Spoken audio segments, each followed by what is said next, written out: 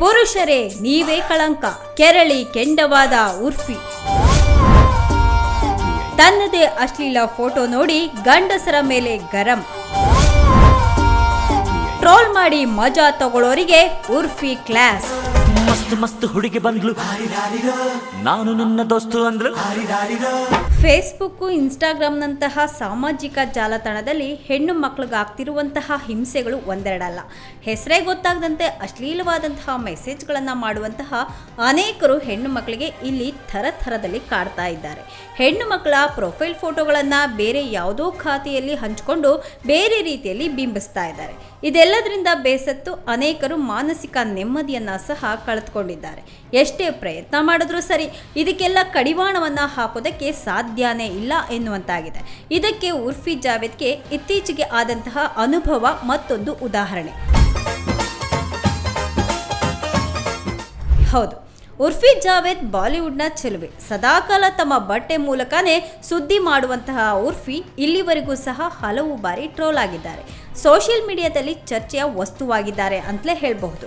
ಆದರೆ ಟ್ರೋಲ್ ಕೂಡ ಕೆಲವರಿಗೆ ಮಜಾ ಕೊಡುತ್ತೆ. ಸುದ್ದಿಯಲ್ಲಿದ್ದರೆ ಸಾಕಪ್ಪ ಅನ್ನೋ ಭಾವನೆ ಕೂಡ ಇದಕ್ಕೆ ಕಾರಣ ಆಗಿರುತ್ತೆ. ಇದೇ ಮನೋಭಾವದ ಉರ್ಫಿಗೆ ಸದ್ಯಕ್ಕೆ ಸೋಷಿಯಲ್ ಮೀಡಿಯಾ ಮೂಲಕ ಒಬ್ಬ ವ್ಯಕ್ತಿ ಕಿರುಕುಳವನ್ನು ನೀಡ್ತಾ ಇದ್ದಾನೆ. ಫೋಟೋಗಳನ್ನು ಅಶ್ಲೀಲವಾಗಿ ಮಾರ್ಫ್ ಮಾಡಿ ಸೋಷಿಯಲ್ ಮೀಡಿಯಾದಲ್ಲಿ ಹಂಚಿಕೊಳ್ಳುವಂತಹ ಬೆದರಿಕೆಯನ್ನು ಕೂಡ ಹಾಕ್ತಾ ಇದ್ದಾನೆ. ಇಷ್ಟೇ ಅಲ್ಲ, ಫೋಟೋವೊಂದನ್ನು ಎಡಿಟ್ ಮಾಡಿ ಅದನ್ನು ನೇರವಾಗಿ ಸ್ಯಾಂಪಲ್ ಎಂಬಂತೆ ಉರ್ಫಿಗೆ ಕಳಿಸಿದ್ದಾನೆ.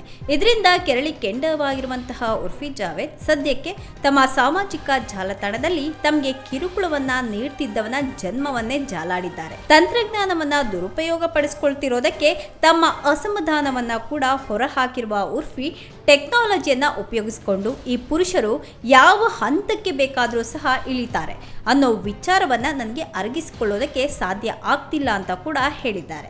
ಮುಂದುವರೆದು, ನಾನು ಇಷ್ಟಕ್ಕೆ ಸುಮ್ಮನೆ ಬಿಡೋದಿಲ್ಲ, ಈ ವ್ಯಕ್ತಿಯ ವಿರುದ್ಧ ನಾನು ಪೊಲೀಸರಿಗೆ ದೂರನ್ನು ಸಲ್ಲಿಸಿದ್ದೇನೆ ಅಂತ ಹೇಳಿರುವ ಉರ್ಫಿ, ಮಹಿಳೆಯರೇ, ಇಂತಹ ಸಂದರ್ಭ ನಿಮಗೆ ಎದುರಾದರೆ ಯಾರೆಂದರೆ ಯಾರಿಗೂ ಹೆದರ್ಕೋಬೇಡಿ, ಮುಲಾಜಿಲ್ಲದೆ ನೇರವಾಗಿ ಹೋಗಿ ದೂರನ್ನು ಕೊಡಿ ಅಂತ ಕರೆಯನ್ನು ಕೂಡ ನೀಡಿದ್ದಾರೆ.